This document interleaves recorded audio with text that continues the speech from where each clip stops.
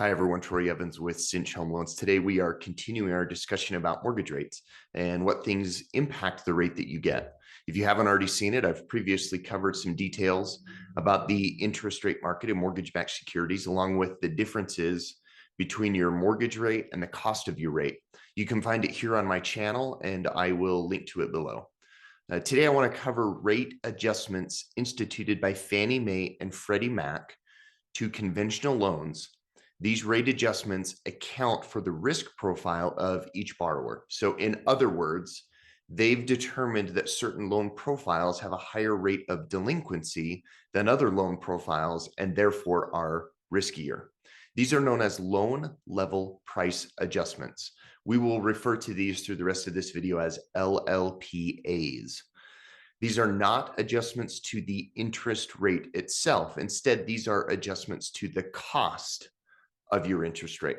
As I mentioned before, I've previously done a video distinguishing between these differences.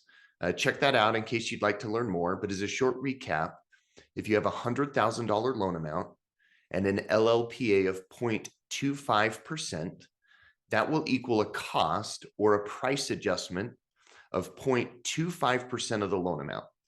So again, $100,000 loan amount, a 0.25% adjustment would equal $250. So you would keep the same interest rate with a 0.25% LLPA as you'd have without an LLPA. It would simply cost you $250 more to have that same rate.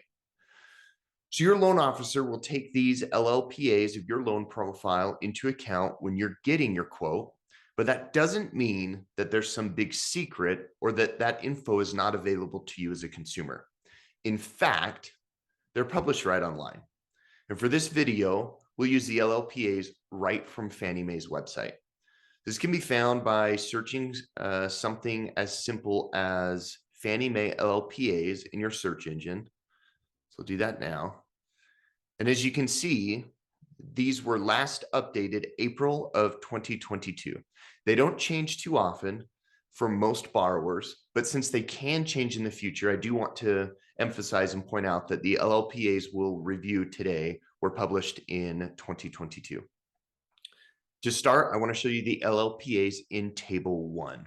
First, there is a matrix adjustment based on equity or loan to value or down payment. We'll refer to that as LTV or loan to value, and your credit score.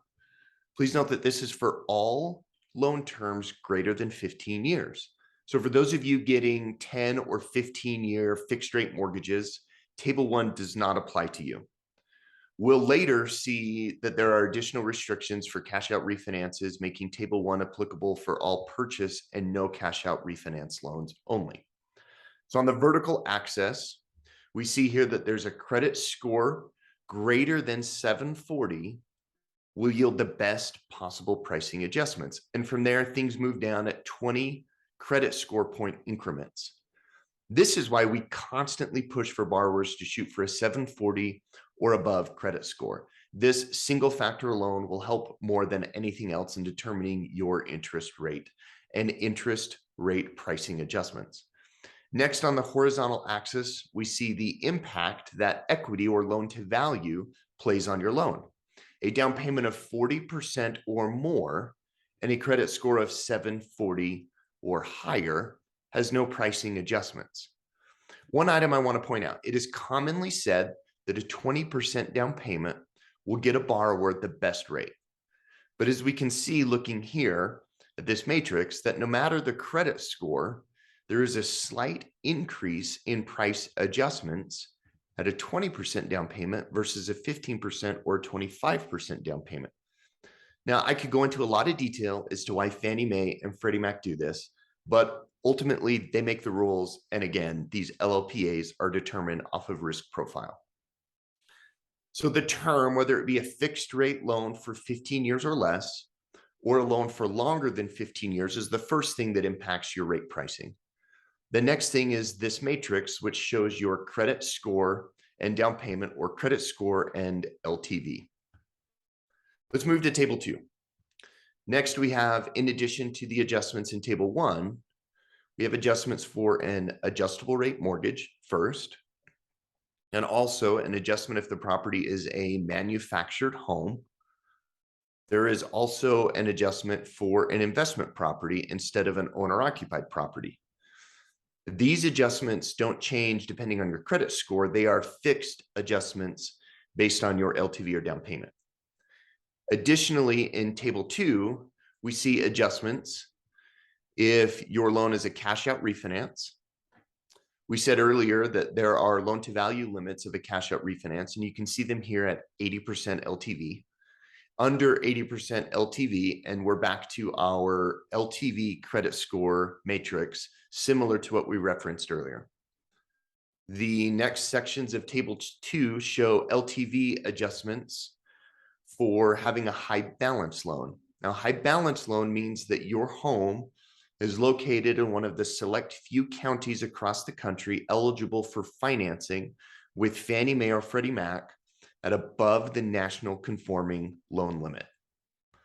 Also shown here are the LTV adjustments if the property is a second home instead of your primary residence. And if your loan term is greater than 15 years, these are cumulative with the adjustments from Table 1. The last part of Table 2 has to do with the property type. If your property is a single family residence, there are no additional property type specific LLPAs. If your property is a multi-unit property of 2 through 4 units, there are additional LLPAs.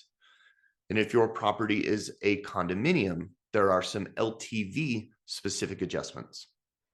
Okay, the last LLPA that we want to cover is on Table 3, which accounts for subordinate financing. Subordinate financing means if you have a second mortgage that you're doing while having the new first mortgage.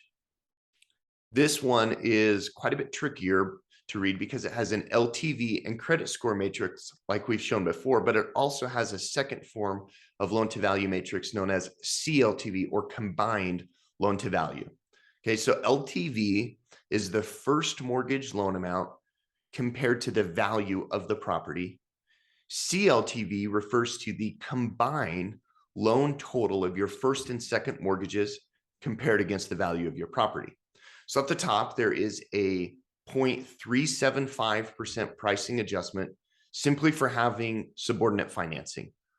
And then there are additional LLPAs for CLTV, LTV, and credit score above or below 720.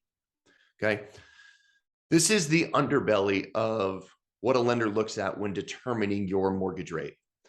Get in touch with me today or the rest of my team with your questions about LLPAs, and get in touch with us on how you can best prepare yourself for your best mortgage rate.